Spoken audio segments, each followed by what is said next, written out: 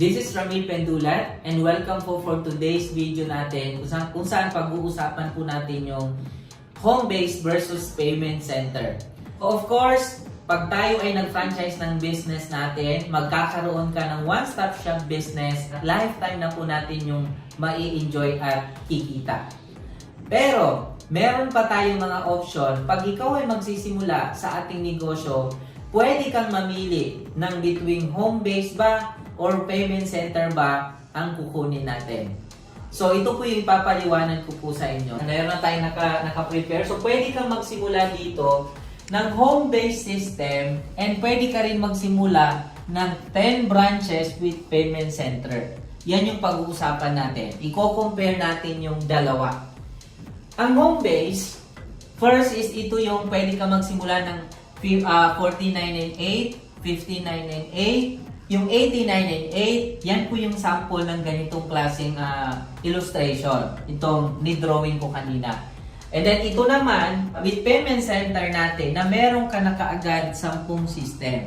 Una sa lahat, pag ito yung ina-avail natin, ang hindi natin mai-enjoy dito is yung residual income natin.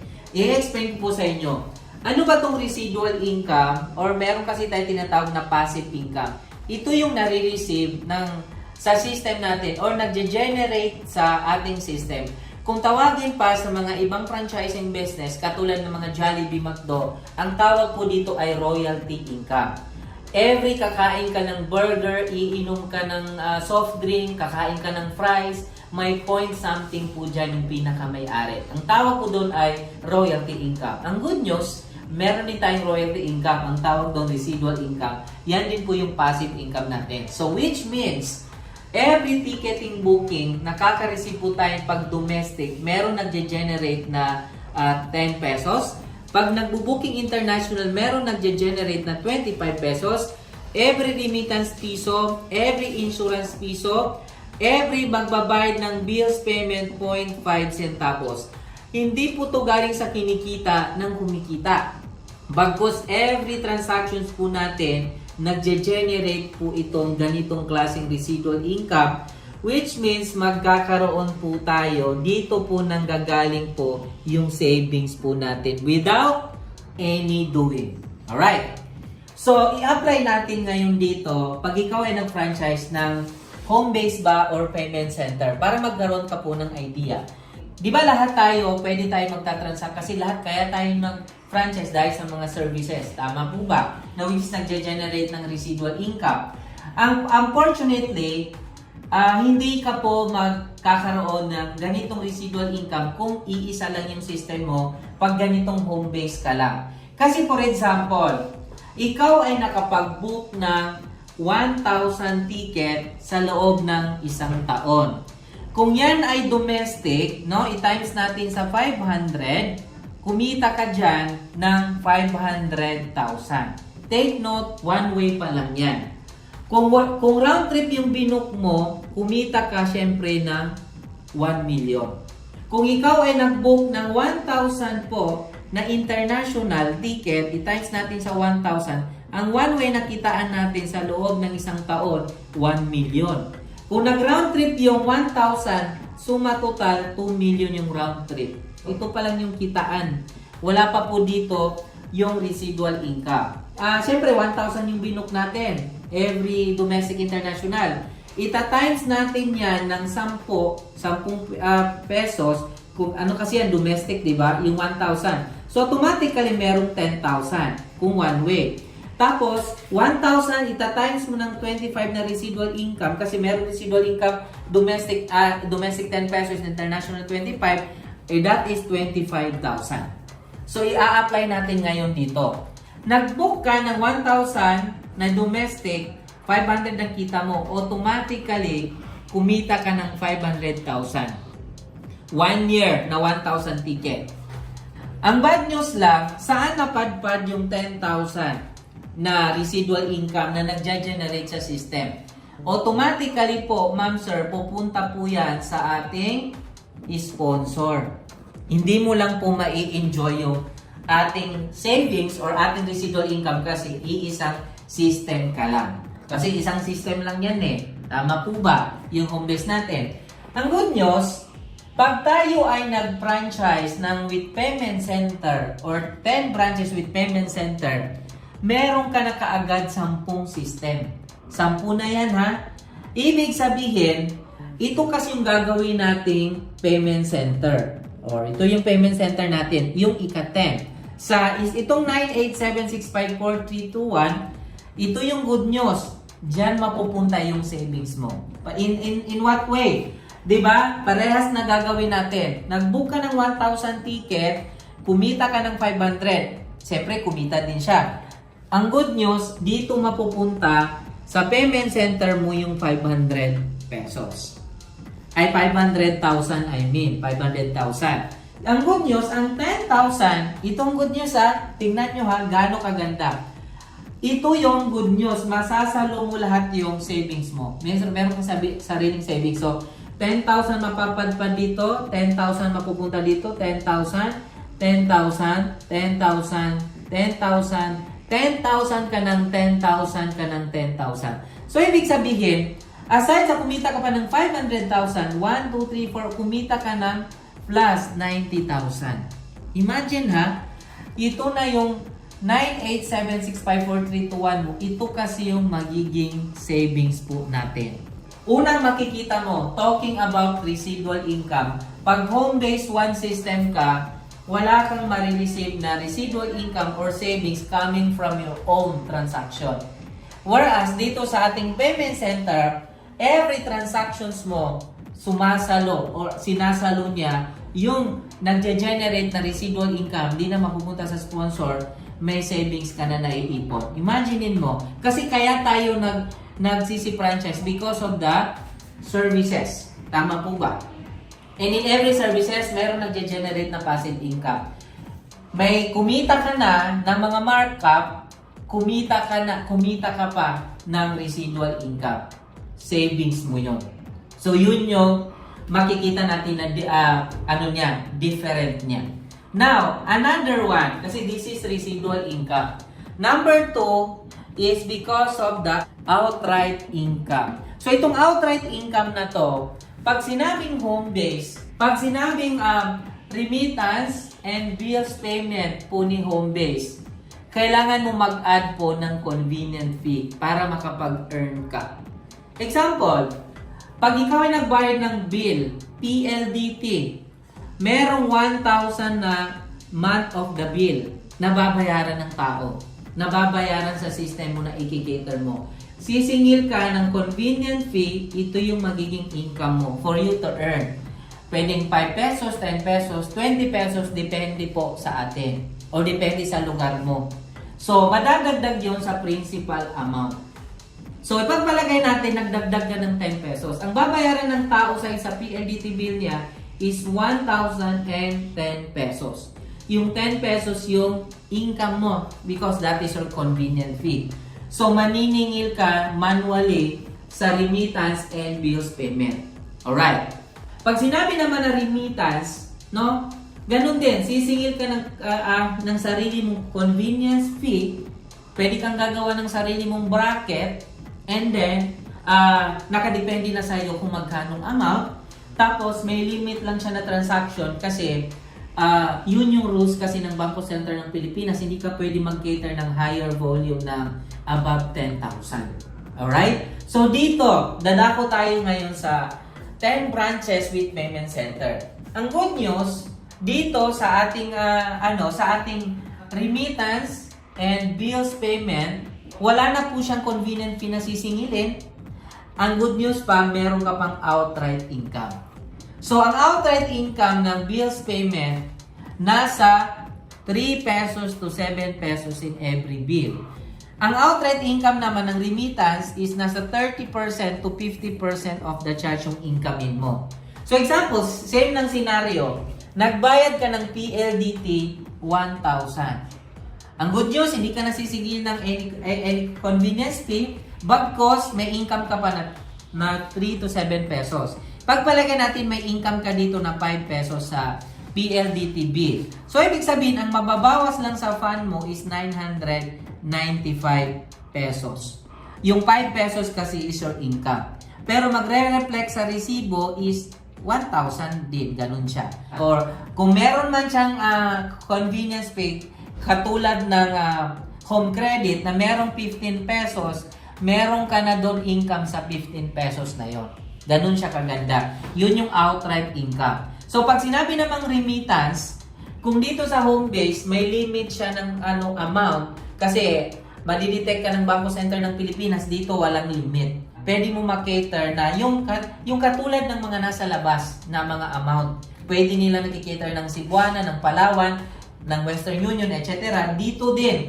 Kasi nga, may payment center ka, pwede ka mag-outlet din, ilalagay mo sa sarili mong outlet. Ang good news po, wala na po siyang limit, and then meron kang outright income na 30 to 50% of the charge.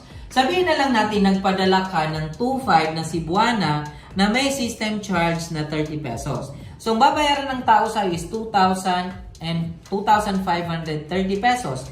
Alam mo ba na dito sa 30 pesos na system charge, diyan pumapasok yung 30 to 50% of the charge.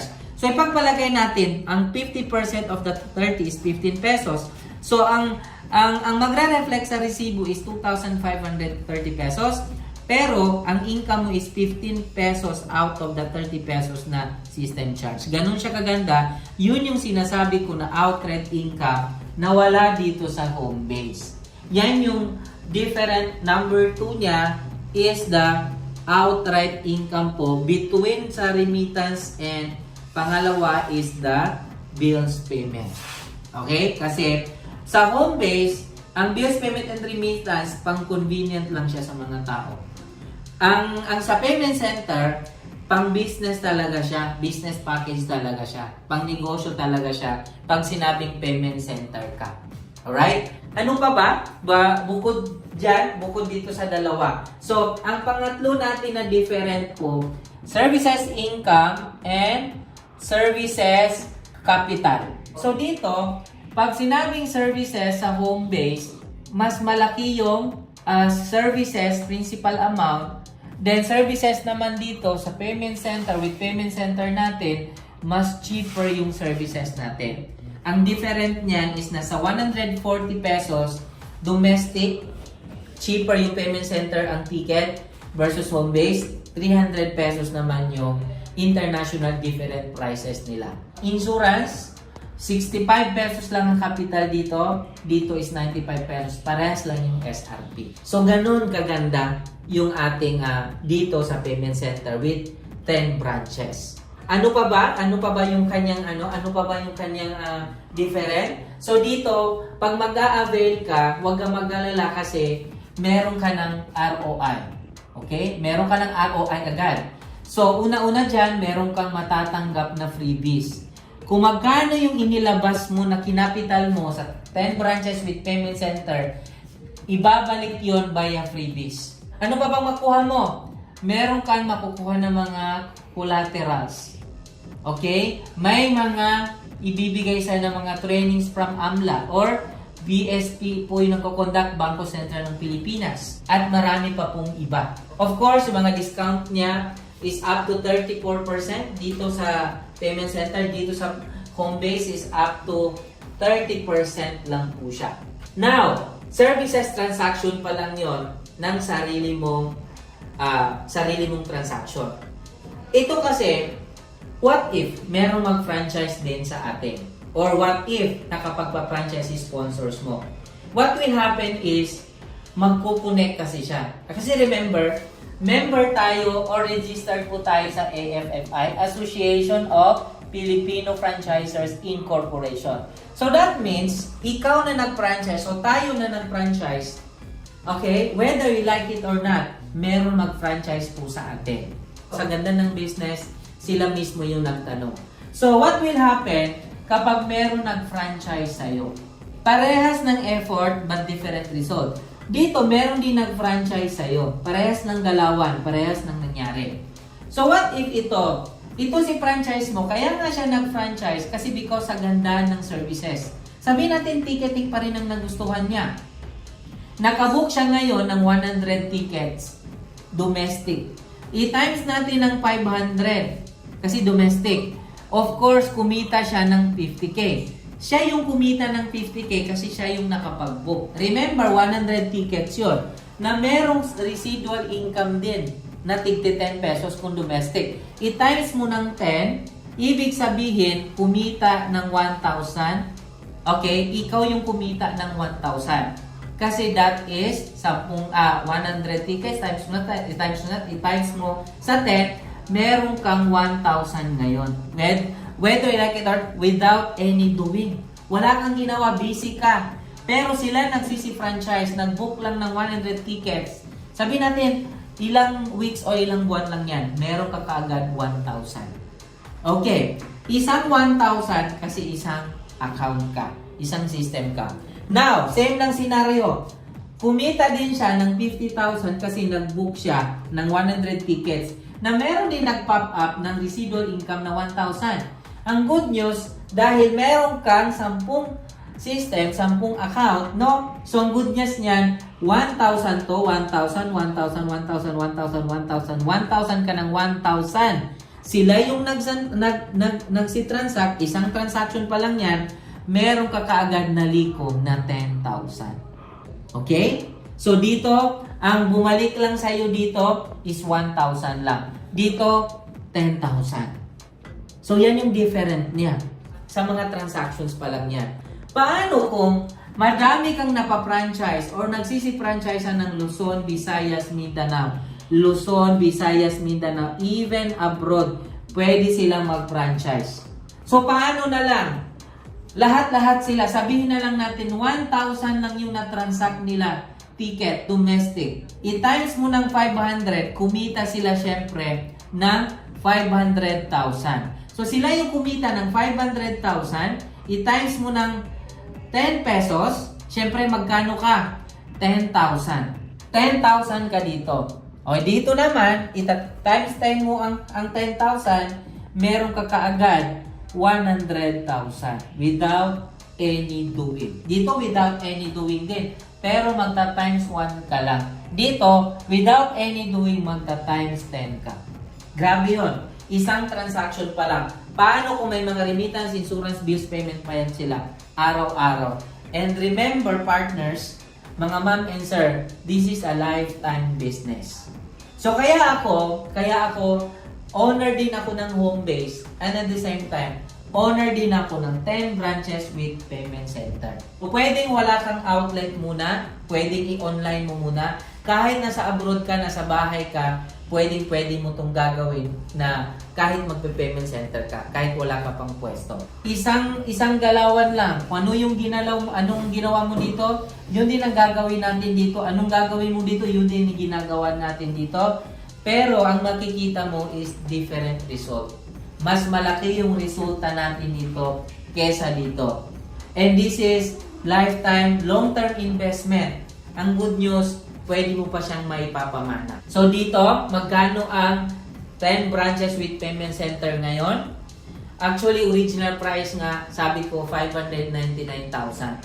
Pero ang good news, naka-promo ko siya ngayon, pwede mo siya kunin na lang ng 249,998 na lamang. May 10 branches ka na. Kung ikaw, iniisip mo na may pera ka naman na ganito, why not ipunta mo na lang dito kaysa sa ibabangko mo?